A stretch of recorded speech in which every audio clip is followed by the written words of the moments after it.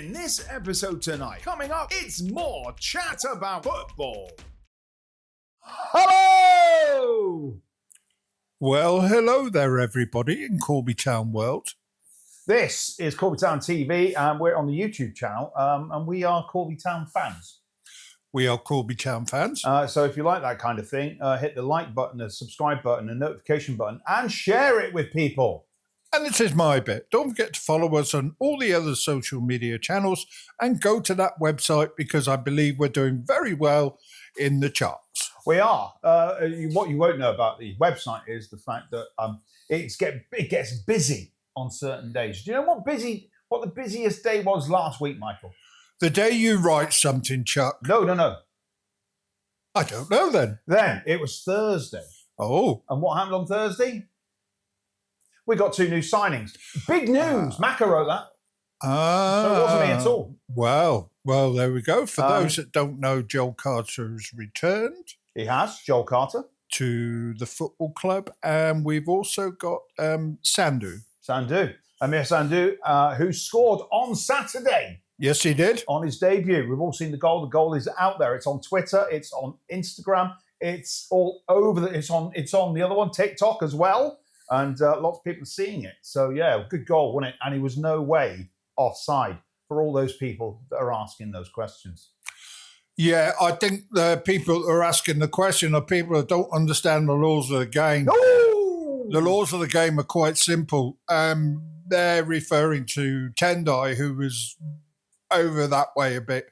If you watch the video, Amir's just nowhere near offside. No, he was behind. It's just a ridiculous comment made by people with no mates. No mates? Yeah. I don't know what you're talking about. So, but we can only hope we don't get them in the playoffs, these no mates fans. Yeah. And whatever nonsense they were shouting throughout the game. Apparently their fans think they made more noise than the Corby Town fans.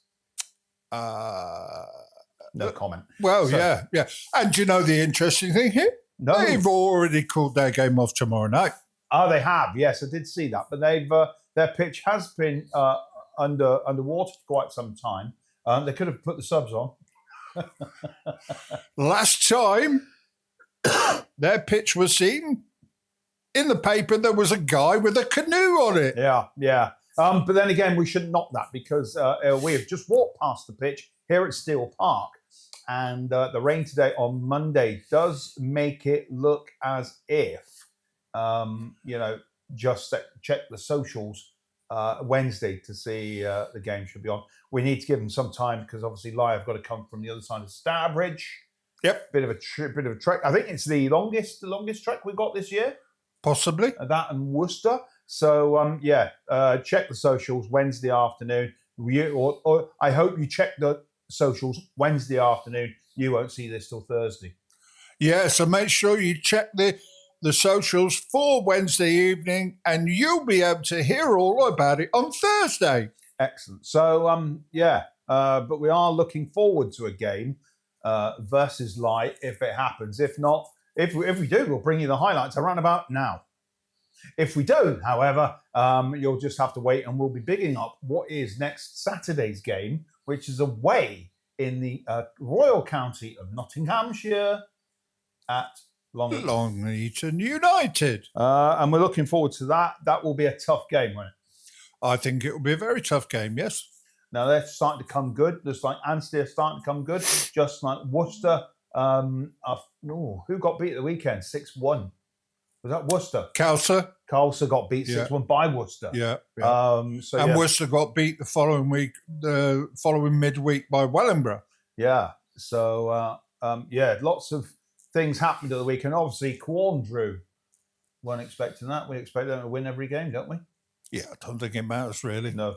I need to work out mathematically when it is that we will be in the second playoff place. But there's a lot of football. I don't think we need to worry about that. And for all the people out there that are probably doom and gloom merchants, this is the best position we've been in for a number of years now. Second in the league, and we're doing very, very well. Gary's done a cracking job, and I'm happy. Yeah, we're not going to win the league. Fine. at the end of the day, but we are having the best season we've had in 5 seasons around about that time. Yeah, and as it's been pointed out, if we do get second, fair enough, we're not promoted because we're not going to win the league. But if we do have that playoff and we are second in the league, we're going to have a huge crowd here at Steel Park. That might actually mean buying some tickets. So we never know. We'll have to wait and see. There's a lot of football to go. A lot of football to go between then and now. I'm a strong believer that in these leagues there should be 2 automatically promoted clubs, Most certainly. And then 1 through playoff. I think that would be much more beneficial to everybody. It seems to work in other divisions, and it works perfectly well. And I don't see why it couldn't work at this level in non-league. Other teams have got something to play for then, haven't they? You know, I know they're trying to get in the playoffs, but you have 1 game in the playoffs, and if you lose it, you're out. And yeah, I'd like to see 2 go up automatically. Yeah, it would make sense. Now, somebody said, and they put my name to it last week, that if Quorn win the league, their ground wouldn't be sufficiently set to see them promoted. Now, I never said anything of the sort. It wasn't me that made this comment, but somebody atoned it to me. Now, I don't know about that, but I have been to Quorn on 2 occasions, and their ground seems to be fine. It's got to, unless there's an issue with them not having enough seats. But I didn't count the seats, so I don't really know. But I'm sure it would be very easy for Quorn to put in another 100 seats or so. Yeah, I think the way it stands, and Macca will put me right on this, that when you get promoted, you get so many months you get recommendations that have to be made, and then, you know, you have to act on them. You get so many months. I think it's the March or April of the season that you start in a higher league. And if you haven't done them by then, there was a scenario a couple of years ago where North Shields, who won the FA Vase, they also got promoted into a Step 6 team. Basically what happened, they had the whole season to put things right, and they didn't do it, so they automatically got demoted. Oh, but the only other issue I was thinking, if it's not a number of seats, because there is only a limited number of seats at Quorn, it could be that they don't have 2 separate turnstiles. Because we do. Yeah. So it wouldn't be a problem for us. If we've got a game that needs segregation, we can do that. But that's not the case at Quorn, as I remember the ground. But hey, the size of the dressing room plays a factor as well, doesn't it? It does. There's lots and lots of factors that the FA take into consideration. Quite frankly, most of them are draconian and pathetic. Well done, the FA. The size of the dressing room, for crying out loud. These teams are not-for-profit, non-league, very tight budgets, and you're whinging about the square foot of a dressing room. I happen to think Quorn has got a great setup, and I love to go in there. Good facilities, and yeah, I mean, I can't see a problem. Maybe someone else sees something that we don't. Yeah, but as I say, they're the rules of the FA, not us. But it wasn't me that said they couldn't go up. If they do go up, they probably deserve to go up. They've battered the league this season, so there. Well done, Quorn. No disrespect to Harbour, but they got promoted, and you know, Quorn's stadium is a better stadium in the sense of it's got more facilities there. Yeah.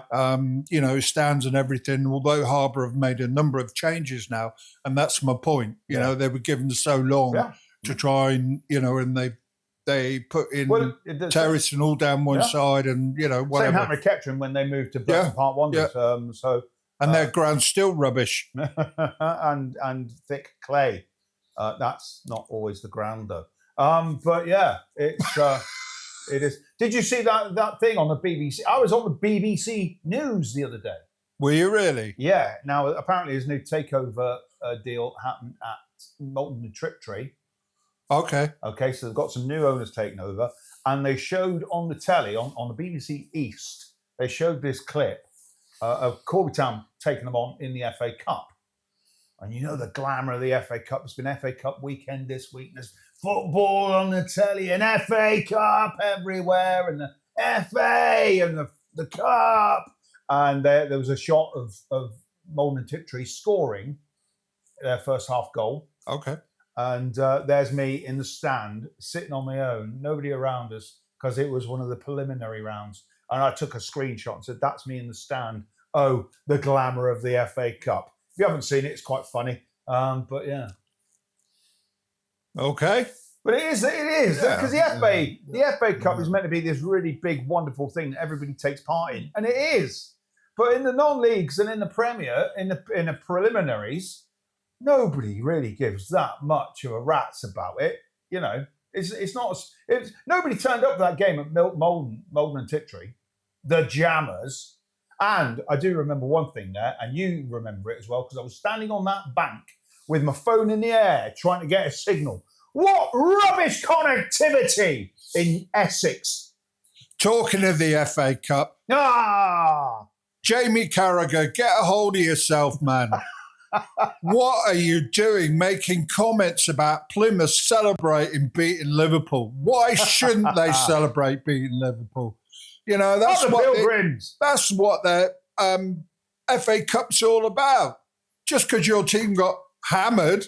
There were some great points in the FA Cup of the weekend. Of course, that wonderful goal by a Tottenham schoolboy who's playing at Orient against Man City. Yeah, it might come off the Man City keeper's back, but that doesn't matter. Great chance. Great to see that in the FA Cup. And it's always good to see the little team taking on the big team and winning. So, all the best, Villa. Yeah. We got Exeter Tuesday nights on the telly, isn't it? Oh, is that not happened yet? No. It will have happened by the time this comes out. Yeah, you're not even in the next round of the FA Cup. But, I mean, you think about it. Man U cheated. Well, they didn't cheat, but the referee just didn't see an obvious offside. So Leicester have cheated, but yeah, it's football. I don't understand why VAR isn't coming into the fifth round. If you're going to use VAR, use VAR. If you've got the facilities to use VAR, use VAR. If by the fifth round there's still a team that can't use VAR because their stadium's not set up to that, what are you going to do? Just use it or not use it, but don't have it halfway through a competition, because if that was the case, Corby might still be in it, because I'm sure they were offside when they scored that goal because they took out Old Ross, didn't they? And Molden, bring it back in the circle. We know how to do TV. That was Chuck ranting very, very well. Thank you. So, big game. Next Saturday, away at Long Eaton United. What do you know about the ground at Long Eaton? Forest women played there for a number of seasons. Pretty much like our pitch out there. Is it? Yeah. I would say it would be dicey. And again, like our ground staff, they work amazingly hard. Forest women, I think this season now moved to playing at the City ground, but they had all their games there, and, they were called off, on a reasonable amount of time. But Long Eaton, like hers, they work very, very hard. Not a bad little ground at all. The pitch is just a pitch. What do you expect? And they're going to want to have that game on because they are indeed. They think they're in a good place to be in the playoffs. Or maybe they think differently. Let's get the game called off and play us on a Tuesday night. No, well, apparently there was one team that came to Corby, they didn't like the pitch, and they tried to have that conversation with the referee. Yes, that was something that happened recently. And, it's not right. Talking to the referee, and the referee turned around and said, look, you've got no mates here, pal. And a game was played. And if you can see through that big kind of gift of an Easter egg there, that's what happened. But yeah, the game was played. And what a fine win by Corby last Saturday. So let's hope that the game's on and the score from yesterday. That's Wednesday. And, of course, that the game is on at the weekend, because it looks like it's not going to let up all week. It's going to be cold. It's going to be grey. It's going to be wet. And that's just a bathing elephant. Gary did say in his interview he felt it was the biggest win since we won 1-0 away at Sutton Coldfield. And I think that says everything, really. Yeah. And, again, I would just like to say a big thank you for Gary, because he's been open. He's been honest. And every time we interview him after the game, he says exactly as it is. There's no pretense there. There's no hidden agenda.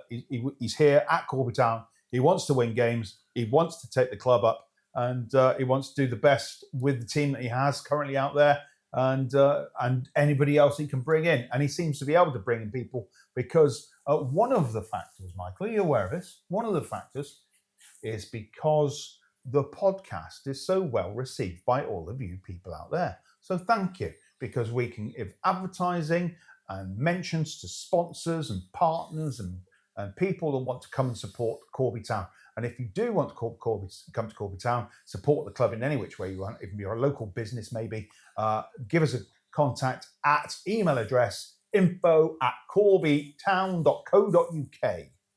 Come on the podcast yourself, promote your business. Come on the podcast yourself. And that may happen. We may have some sponsors coming in to talk to us. I believe something is in the pipeline. We won't let the cat out of the bag just yet. So it'd be nice to see. We'll have a chat. Although the cat did run around out there, but he was still in the bag. Ah, bag and a cat. So, cat in a bag, obviously, is what I meant to say there, but didn't. Yeah. Bit of news for you. The camera has arrived. Thank you very much to every single person out there. It's a lovely, shiny camera. It's in a box. It was delivered today. So, yeah, fantastic news. Thank you to every single person that helped out raising a lot of money to get a camera. A lot of it was done on the lead up to Christmas when times were difficult. And, yeah, absolutely fantastic. From all of us at Corby Town, we would like to say thank you very much. Indeed. And it does mean that it will make a slight difference to the podcast as well, though it would be great for watching football out on the pitch and recording those games. But it means that we'll be able to do 2 cameras when recording the podcast, which means I can go down to that other camera down there and talk directly at it as if it's a professional TV studio. And this is real life TV. Yeah, the camera we're using currently for the podcast and the football is not suitable for doing football matches. When you zoom it in, it's kind of like not as sharp as it should be. And, you know, so you always need something else. You know, I was talking to Dave Telly recently. Really? And he was telling me that in the last 3 or 4 seasons, he's gone through 3 cameras. 3 cameras because of the weather conditions. And he hasn't understood how to use any of them yet. Dave does a good job.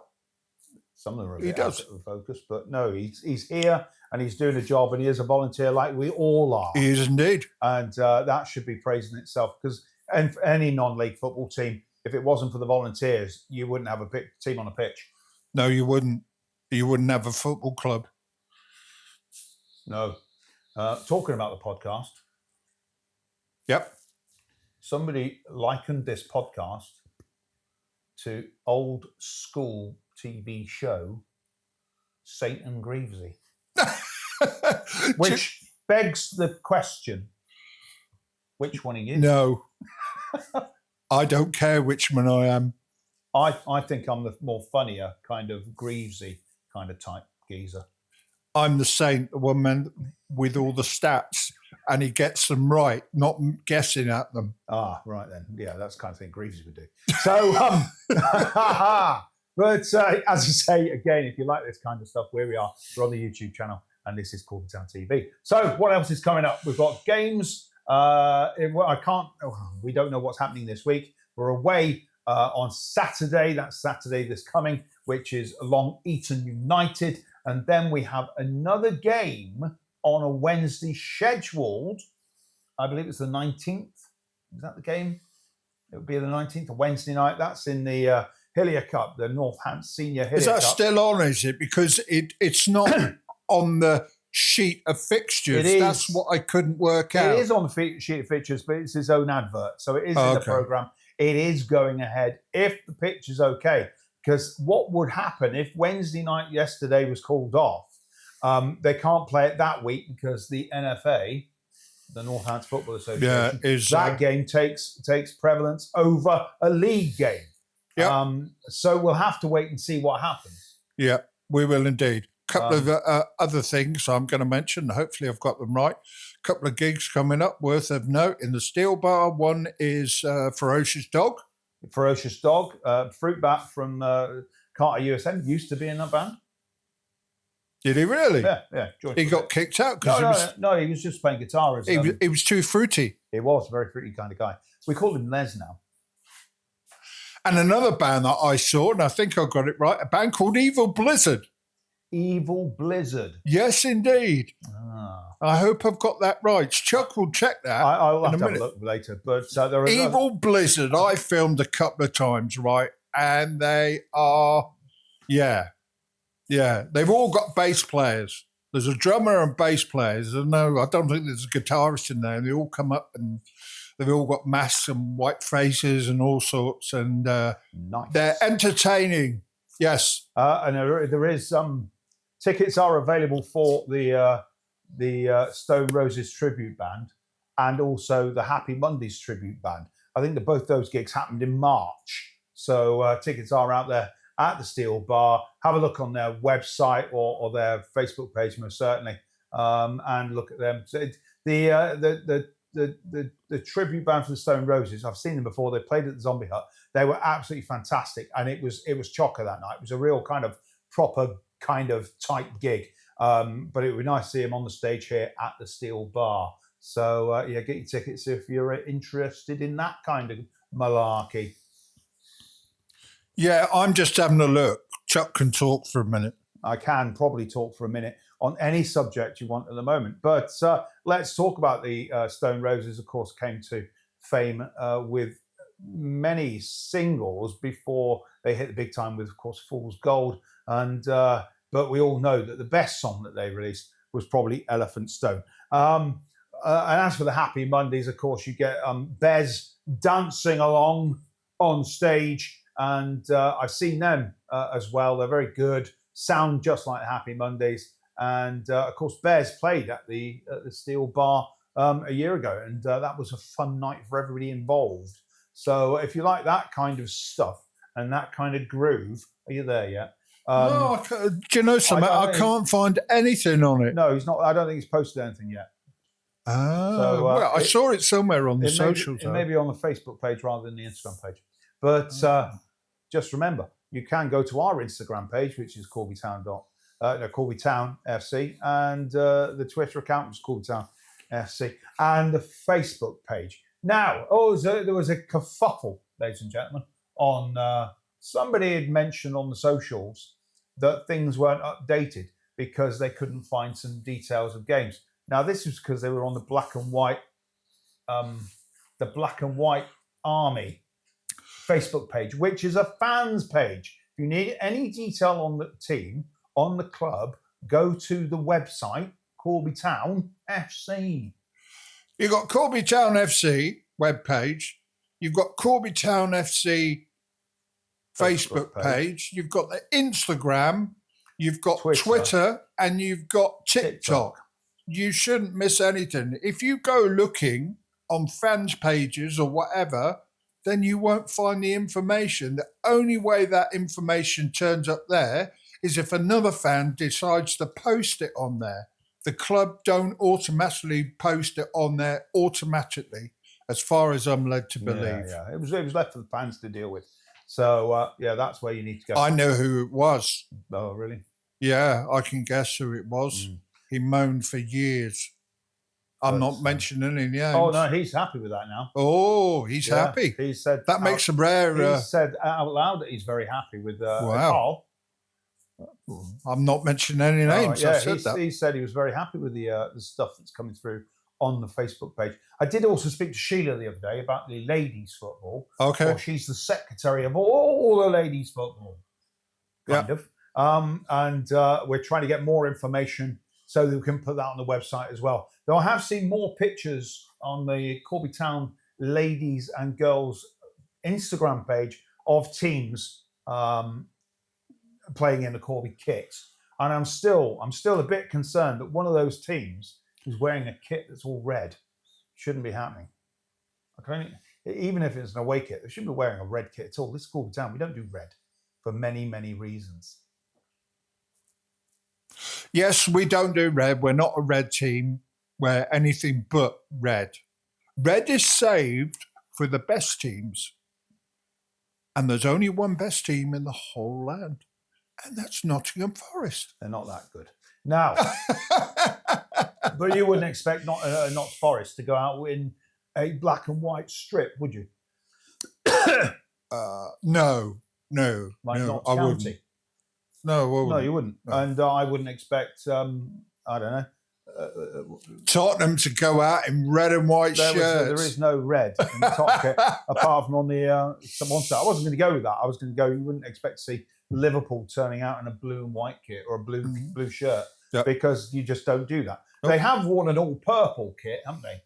And you know why the old purple kit was taken on by Liverpool? It's simple. It's the colour of the bins in Liverpool, purple. Bin fact. Well, you know the colour of the bins in Liverpool now. There you go. Very good. What else we've got to do? Then after that, then we've got that game which could be on versus Peterborough Sport. Is it Peterborough Sport? The Blades, the Turbines, that team. It is Peterborough Sports, the one that changed their colours, didn't they? Yeah. So they should be playing here for the Hillier Cup on the 19th, if it's that Wednesday in that week. If it's off, I don't know when it will be played again, but that then is the next home game on the Saturday. And I haven't got a clue who it's against, but that's where it'll come. But we will put all the fixtures up there. Will be on the screen. Do we know the ticket prices or the gate prices for the Peterborough Sports one? Will it be the normal price, or will it be slightly less because it's a Hillier Cup? I'm not too sure. I think what they maybe should do is charge away fans 15 quid, and home fans can come in for a £5. I was watching... Only because they're from a higher league. I was watching one of these vlog guys, right, and he goes around visiting grounds and all sorts and everything, and they decided one night the game they were going to was called off, so they went to another game, and they went to Peterborough Sports, and when they got there, they were charged £18 to get in. 18 quid. Mind you, Kettering did the same when we played them in the Hillier Cup, didn't they? They charged all our supporters 15 quid. And tickets only. That was a game, wasn't it? Tickets only. Or was it? I don't know. But yeah, it's we've said enough about the Hillier Cup in previous episodes. We don't think it should be played. It should be played at pre-season as a friendly situation. It's just it's a cost to actually put the game on. It's always under lights. It costs too much to run the lights for the amount of people that come through the gate, because nobody's really interested. It's a semi-final game, isn't it? Versus Peterborough Sports. I can't remember what the other semi-finalists. I'm really not interested. And if we get to the final, I kind of hope it's where it'll be at Sixfields, won't it? Possibly. So possibly. Yeah, I don't know. The only reason I would want to go to Sixfields now would be to go and meet Colin Calderwood. But there's no other reason I'd want to go. Colin Calderwood. He played for Forest. He did indeed. And he played for the mighty Tottenham Hotspur. Yeah, he had more success at Forest than he did Tottenham. Actually, did you know Tottenham actually won a Premier League game for the first time in 15 weeks? Yeah. Didn't we have 3 games on the bounce? What were 2 European games as well? So, yeah, then it all went wrong on Saturday. Hey, Sunday. At the end of the day, Villa are a good team at home, aren't they? I'm sure we're going to find that out shortly. Yeah, we've got Man United at the weekend. So, anyways, Chuck, I think, we're rabbiting on about all the other stuff under the sun now. We've covered everything we need to cover. Chuck is going to do his bit. Right then. So this is Corby Town TV. Please, if you like this and you've got any comment, please send us some comment. That would be good, wouldn't it? But in the meantime, if you like it, hit the like button. If you want to subscribe, do that. Then you'll always know about us if you hit the notification button as well. And please, if you think it's worth sharing, please share us about. Don't forget to go on all our other social media channels and go to the website. And I am aware that I've made a slight error, because when I put the actual website address on some of the graphics, I've left out the .co.uk, which I will rectify. Very good. And a big thanks, of course, again to all of our sponsors and partners here at Steel Park supporting Corby Town, and all the other clubs that come under the Corby Town badge, because we've done a big kind of social push on them as well to say thank you. I still think there's more to do on that, but we'll talk about that in the next coming weeks, and hopefully I'll sponsor in for the next episode. So yes, thank you for all your time, and get up here back to Steel Park and support the Steelmen.